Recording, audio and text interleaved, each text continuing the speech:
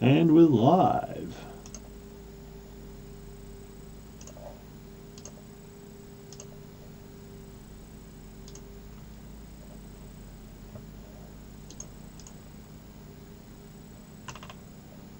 Alright, hi, Aaron from Press Play here.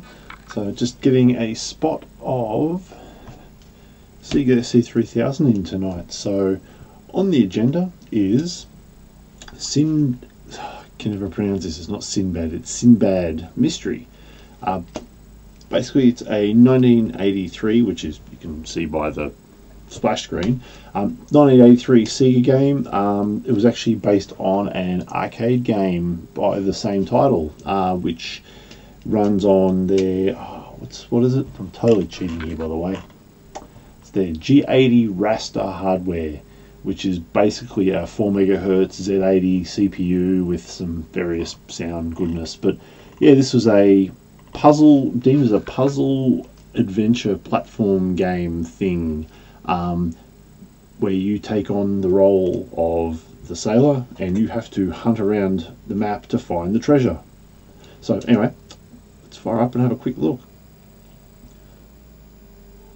So like a lot of the early games on the platform, not a lot of colours going on, but it doesn't need it. This is one title where I think all the contrast is good, it's clean, but it still plays like a lot of the other crap. That's not good. Early SC-3000 stuff where it's, it is simple, but that's what you get with the fact that this is not that far removed from some of the early MSX titles and other things, especially owing to the fact that they use similar graphics chipset.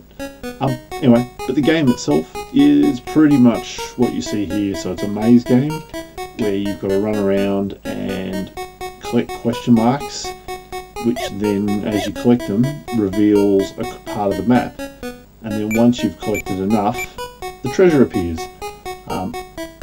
If you're particularly clever, which I'm not, sometimes you can actually work out where the treasure might be before you get all the map pieces, at which point you get more bonus depending on how many question marks are left.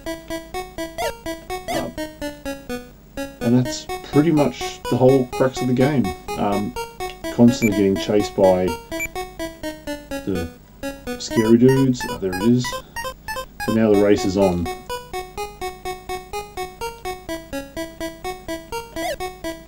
So the idea is, once you've exposed it, don't get hit by the skull. And there we go.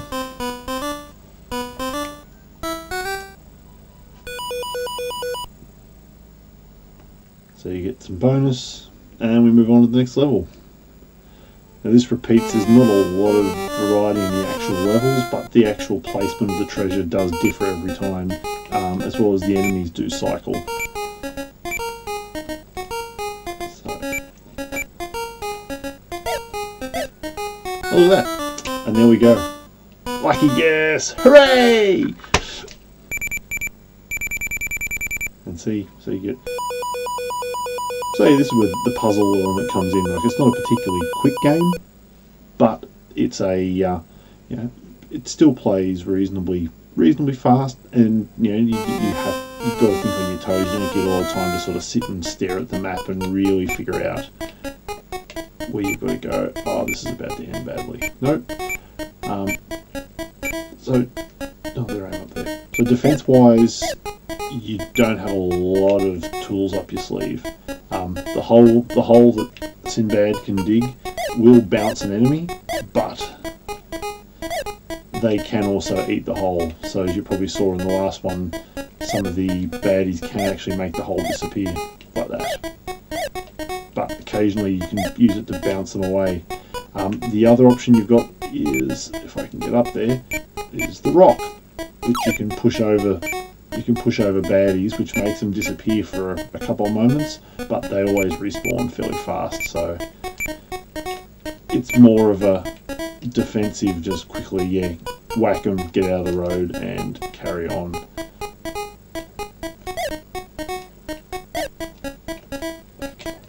left here somewhere.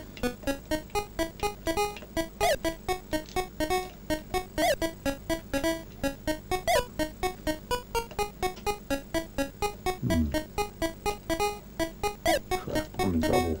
Oh, there it is. See, what's interesting though is the sound on this, in theory, should be pretty close to the arcade, because the fact that the sound chip that's in here, which is the Texas Instruments number that I can never quite remember off the top of my head, is actually the same as what was in the arcade board, with the only difference being that the arcade board used two of them. Also happens to be the same sound chip used by pretty much every other 8-bit system that wasn't a Commodore 64 or similar in the day. So if you're thinking this sounds an awful lot like a Coleco game or something similar, it's because it's the same damn chipset. Now where am I going?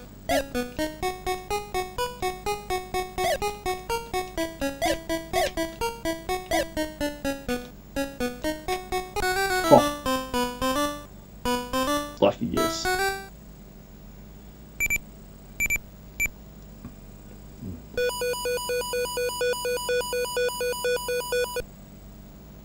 There we go. And as you can probably see, the level cycle. So this is round 2. So I'll go through this, then I'll with the next stage, and then cycle through to round 3, and so on until you eventually die. What I find interesting though is that this plays to the SC-3000 or the SG-1000 strength, because it's not a lot of colours. It's a single screen. There's no scrolling. It means that they sort of you don't suffer some of the problems games like Girls Garden do, where beautiful to look at for the age of the hardware, but a really struggle when they've got to move the screen left and right. So yeah, this is definitely one of the nicer games as far as just at least performance goes. It's relatively quick by SC-3000 standards, that is, anyway. But that's it. So that's Sindbad Mysteries. I'm gonna keep going on this for a bit longer, but got me. And yeah, that's it. So hope you enjoyed it, and have a good one.